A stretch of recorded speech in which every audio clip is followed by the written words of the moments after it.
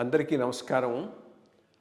IYR talks మొదలుపెట్టి ఎఫెక్టివ్గా postings మొదలుపెట్టి ఒక సంవత్సర కాలం అయింది.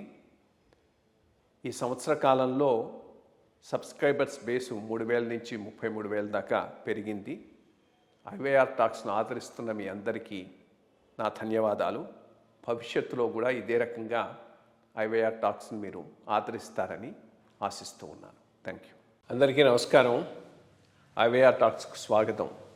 ఏదైనా సమస్య ఉందంటే దానికి మేము కారణమని ఎవరు రెస్పాన్సిబిలిటీ తీసుకోరు, కానీ ఏదైనా సమస్య పరిష్కారం అట్లీస్ట్ అది శాశ్వతంగా కానీ తాత్కాలికంగా కానీ పరిష్కారం అయిందంటే అది చేయటానికి కారణం మేమేనంటూ ప్రతివాడు దానికి ఓనర్షిప్ తీసుకోవటానికి ప్రయత్నం చేస్తూ ఉంటారు.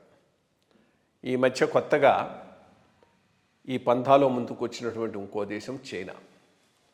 భారత్ పాకిస్తాన్ దేశాల మధ్య యుద్ధాన్ని మేమే ఆపామని వాళ్ళు కూడా చెప్పుకుంటూ ఉన్నారు. ఇన్నాళ్ళ ట్రంప్ గారికి ఒక పోటీదారుడు తయారైనాడు. ఇంతకాలం ఆయన చెప్పిందే చెప్పి ఆడ ఇన్ని ప్లేన్లు నష్టపోయినాయి, ఇంత యుద్ధం జరిగింది, అణు యుద్ధం అయి ఉండేది, నేను దాంట్లో ఏలు పెట్టబట్టి ఆగిపోయింది, అంతా క్రెడిట్ నాకు రావాలి, నాకు నోబెల్ ప్రైజ్ రావాలని తప్ప కొట్టుకుంటూ ఉన్నాడు. ఇప్పుడు సడన్గా లేదు నీకు ఒకడికే కాదు నోబెల్ ప్రైజ్ అంటూ ఇండో పాక్ వారు ఆపినందుకు ఇచ్చేటట్టయితే నేను కూడా ఉన్నాను, అది నువ్వు నేను కలిపి పంచుకోవాల్సి ఉంటుందన్న తరహాలో జీ కూడా ముందుకొచ్చాడు. అసలు చైనా ఏ రకంగా ఇండో పాక్ వారును ఆపానని క్లెయిమ్ చేయగలుగుతుంది? ఇన్ఫ్యాక్ట్ ఒక రకంగా పాకిస్తాన్ను ఒక బకరాగా ఈ ఇండో పాక్ వార్లో చేసింది చైనా వాళ్ళు కొత్తగా ఒక ఎయిర్క్రాఫ్ట్ను డెవలప్ చేశారు, మిలిటరీ ఎయిర్క్రాఫ్ట్ను, J-60 ఏదో. ఇంత మటుకు ఎక్కడా అది టెస్ట్ కాలేదు. వాళ్ళ మొత్తం మిలిటరీ హార్డ్వేర్ అంతా పాకిస్తాన్కి ఇచ్చారు. ఈ పర్టికులర్ యుద్ధం వలన ఆర్ కాన్ఫ్లిక్ట్ వల్ల, ఫుల్ స్కేల్ యుద్ధం కాకపోయినా కాన్ఫ్లిక్ట్ వలన నిజంగా ఎవరైనా లాభపడ్డారు అంటే అది చైనా. ఎందుకంటే చైనీస్ హార్డ్వేరు రియల్ వార్ సిచ్యుయేషన్లో టెస్ట్ అయింది.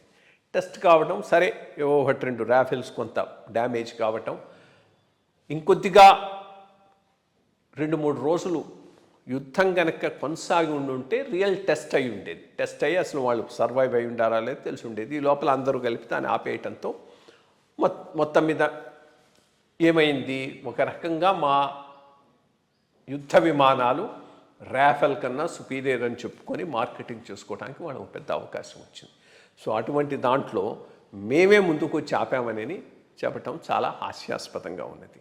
ముందు అసలు కూర్చొని ఇండియాతో ఉన్న వాళ్ళ బార్డర్ డిస్ప్యూట్ను సెటిల్ చేసుకుంటే అదే గొప్ప, ఈ లేనిపోని గొప్పలను చెప్పుకునే బదులు. బట్ చైనా నమ్మదగినటువంటి పార్ట్నర్ అయితే కాదు. భారతదేశానికి అదే పెద్ద సమస్య. అమెరికా ఈరోజు ఇంత బ్యాడ్గా బిహేవ్ చేస్తున్నప్పుడు అమెరికాను వదిలేసుకుందామా అంటే వదిలేసుకుని ఎక్కడికి పోవాలి? చైనా దగ్గరికి వస్తే లాంగ్ టర్మ్లో ఎప్పటికీ అది రిలయబుల్ పార్ట్నర్గా ఏ రకంగానూ బిహేవ్ చేయటం లేదు. ఇండియా చుట్టూ సమస్యలు సృష్టించడానికి ప్రయత్నం చేస్తున్నటువంటి ఒక ప్రధానమైనటువంటి కంట్రీ చైనా.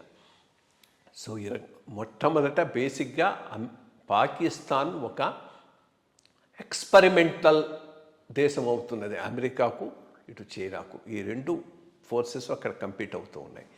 సో ఈ యుద్ధాన్ని మేము ఆపామని చైనా క్లెయిమ్ చేసుకోవటాన్ని మించిన హాస్యాస్పదమైన విషయం ఇంకోటి లేదు. Thank you.